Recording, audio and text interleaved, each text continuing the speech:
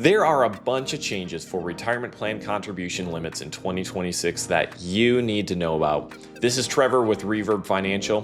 Let's talk about that.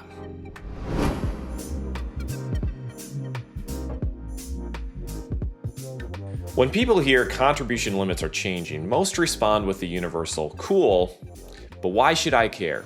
How does that affect me?" Here's the answer. These limits define your capacity to save and whether that savings avoids taxes today or avoids taxes forever. Any retirement savings account, whether that is employer-sponsored or individual, can be broken down into two categories. There's pre-tax, which avoids taxes today, or after-tax, which avoids taxes forever.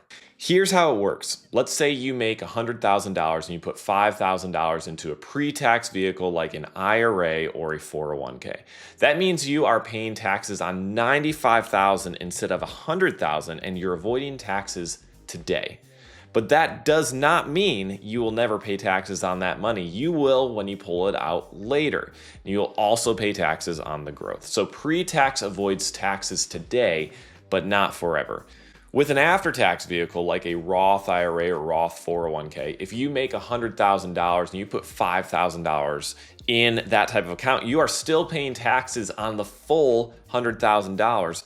Now that money will grow tax-free and distribute tax-free as long as you are 59 and a half or older when you withdraw, and for Roth IRAs, as long as you have had that Roth open for at least 5 years. So again, why is this important? Because these limits define your capacity to save and whether that savings avoids taxes today or avoids taxes forever. Let's talk about the limit changes that you need to be aware of, starting with individual retirement accounts or IRAs. The new contribution limit for a traditional or Roth IRA is $7,500 a year, up from $7,000 in 2025. That means instead of budgeting $583.33 a month, you can now budget $625 a month, which finally divides by 12 in a way that makes sense. Except if you are over 50, then you have an additional $1,100 you can contribute for a total of $8,600, which comes out to $716.66 a month. Why couldn't they have just raised the limit to $8,700 so it would be $725 a month? The world may never know. Side note for Roths, there is an income limit that you need to be aware of. To be eligible to max out a Roth IRA in 2026, single filers must have a modified adjusted gross income under $153,000. Married filing jointly must be under $242,000. Once you exceed those amounts, contributions begin phasing out. For single filers, that is between $153,000 and $168,000. For married filing jointly, that is between $242,000 and $252,000.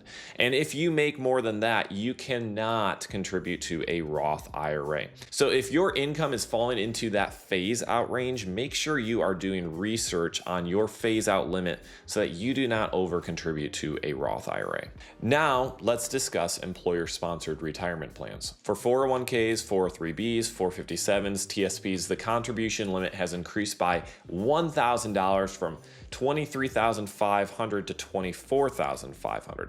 However, if you are over age 50, you get an extra $8,000 that you can contribute, bringing your total up to $32,500. Here's where it gets even more interesting. If you are 60, 61, 62, or 63, you qualify for a super catch-up of $11,250, which brings your personal contribution limit up to $36,750. And that is just you. Between your contributions and your employer contributions, the overall limit is $72,000, not including catch-ups or super catch-ups. Here's a side note for small business owners. If you are a solo business, meaning you have no W-2 employees or they are all 1099, this is why having a 401k just for yourself, we call it a solo K, can be an excellent way to help boost your retirement and shelter some of your income. When you can put away up to $72,000 and not have to pay tax on it, that is a pretty big deal that you may want to take advantage of. So what do you do with all of this? Here are a few simple steps to make this information actually work for you. Number 1, update your contributions in January. Do not wait until you are halfway through 2026. Adjust early so the full limit has time to work for you. Number 2, decide whether your dollar should go to pre-tax or to Roth. This may be a balancing act depending on your income, so ask yourself a few qualifying questions. Which one helps your future self the most? And is it better next year to maybe shelter some income or make some after-tax Roth contributions? Number 3, if your income is near the Roth limits, double check your eligibility. Avoid the headaches of recharacterizations or penalties by knowing the rules before you contribute. And number 4, if you are self-employed, consider a solo K. Being able to shelter up to $72,000 can change your tax picture in a meaningful way. Number 5, run a quick savings projection. Don't just arbitrarily save for the future. Evaluate how today's decisions affect your retirement in 10, 20, or 30 years from now. At the end of the day, contribution limits are not just about rules. They are about opportunity. Opportunity to save more, opportunity to pay less in taxes, opportunity to build something your future self will thank you for. So make 2026 a year where you take advantage of the room that you have been given. A small step now can create a very different future later.